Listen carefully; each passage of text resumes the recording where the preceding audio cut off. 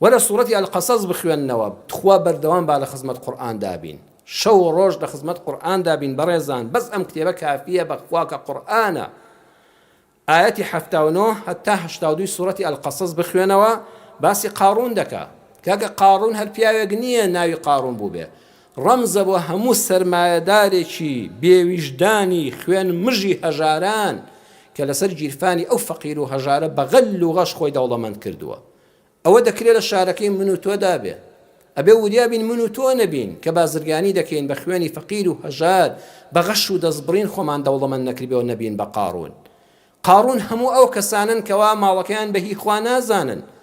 هەر لەسەر یەکی دادەنێن و دەڵێن زیرەکی خۆم إنما أوتيته على علم عندي والله لم وڵاتی ئێمەدا بە هەزاران قارونی ملیاردێر هەیە کە ماڵەکەی نەعوذ بالله بەهی خوا نازانە و هەر زەکاتیشی لێ نادا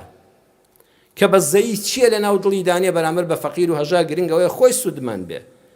قورئان بۆمان دەژێڕێتەوە فخرج على قومه في زينته ڕۆژێک ڕۆیش بەسەر گەلەکەیدا في قومه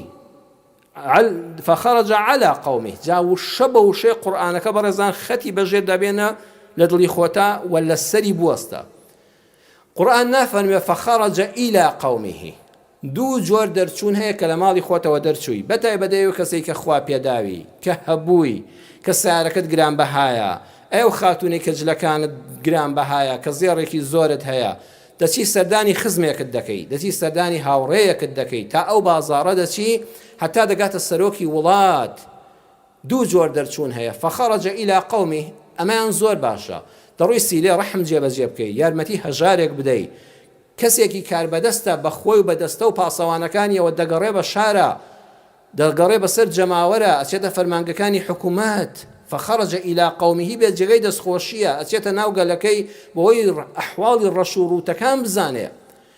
لدوائر كان حكمتها قندلي هي نية أم خفقير وهجارة حالي شوانا آية أوانيك لينزيكن حالي راستقيني ملتي بيدا جيانا يان هر شواشكار نبا بسهو إدبان بلام نا قارون وانبو فخرج على قومه على لقل إلى أو فرقة على خلافة قارون كرويشت دروا في زينته هرشي جوانيكاني بو لغل خوي برديا دروا واتا جلو برقي زير حتى آنيش قدستيا شمشيري آلتوني ديها أسبيرازاو واتا أوتومبيلي جران بهاي أمستردما بصدان خدم وحشم لحمولاك وخوان فريد داو لبر دمي كارواني قافلكي ودرويشتن خوان بملاولادا خلقيان يدور دخستوا ما بس تيجبوا على